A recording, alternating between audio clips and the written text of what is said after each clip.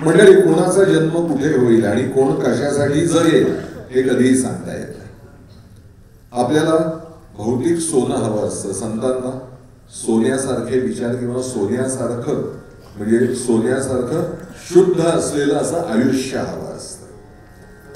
काही वेळा दुर्दैवाने जन्म योग्य ठिकाणी होत नाही, पण त्याच्यामुळे मिळवायचं जे असतं ते संत मिळवायचं सोडत नाही. संत आणि सामान्य माणसाला हा फरक आहे. आपण कारण सांगत बसतो, आमच्या लहानपणची परिस्थितीच अशी होती, आमच्या आईवडिलांनीच आम्हाला हे केलं नाही, आम्हाला कोणी साथच दिली नाही आयुष्यामध्ये, आमचं नशीबच खराब होतं वगैरे वगैरे वगैरे. ही सगळी कारणं आपण आपल्या संसारामध्ये देत राहतो. संत ती कारणं कधीही देत नाही. आणि म्हणून परमेश्वराला त्यांचं अंकित व्हावं लागतं. त्यांचं अंकित व्हावं लागतं. नामदेवांच्या घरामध्ये धुणं भांडी करणाऱ्या जनाबाईचा परमेश्वर अंकित झाला.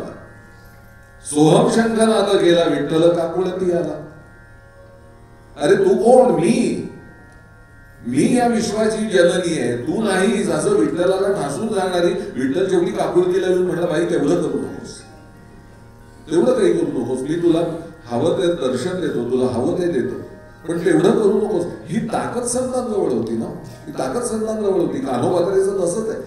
ज्ञानेश्वर माऊलींनंतर साधारण 70-80 वर्षांनंतरच्या काळामध्ये ही कान्होपात्र आहे. तिच्या आईला फक्त पैसाच कळत होता, कारण ती नायकी होती, वेश्या होती. आणि तिला मुलगी झाली, वेश्येला मुलगी झाली तर अत्यंत आनंद होतो, अतिशय आनंद होतो. काहीतरी आपल्याला धंद्यासाठी पुढे मिळालं, आयुष्य जगण्यासाठी काहीतरी मिळालं. आणि म्हणून ती आपल्या मुलीच्या मागे लागली की तो बिदरचा पाळेगार तुला विकत घ्यायला तयार आहे. नाही का म्हणतेस? हे कुठलं तुझ्या डोक्यात खूळ शिरलंय? विठ्ठल विठ्ठल विठ्ठल हे कुठलं तुझ्या डोक्यात शिरलं? आपल्या धंद्यामध्ये हे असं नाही चाललं.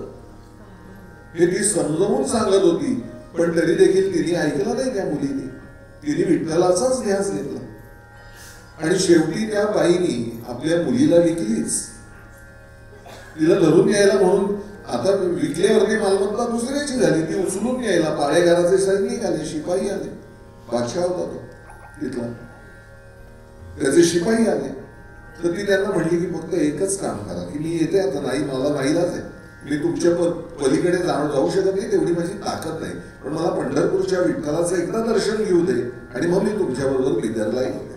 आणि आत गेल्यावरती म्हणली विठ्ठलाला की जर मी तुझी खरी भक्त असेल, ताकद बघा, जर मी तुझी खरी भक्त असेल तर या क्षणी तू मला घेऊन जाशील. असं म्हणून तिने डोकं ठेवलं पावलांवरती. ती परत उठलीच नाही. ही ताकद असते.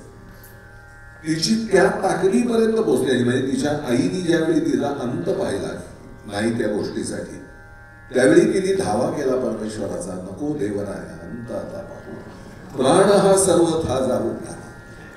कामपात्रा ऐकूया.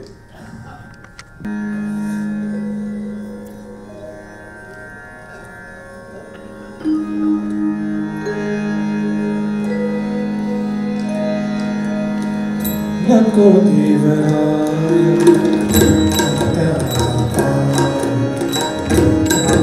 सर्वथा जाऊ पाहे, नको देवराया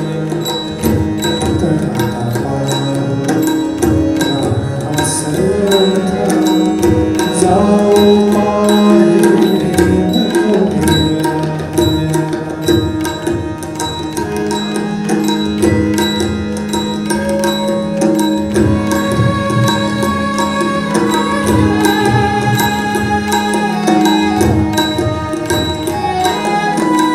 हरिणीचे पाडस व्याघ्र धरियेले, मजलागी जाहरे कैसे देवा. हरिणीचे पाडस व्याघ्र धरियेले, मजलागी जा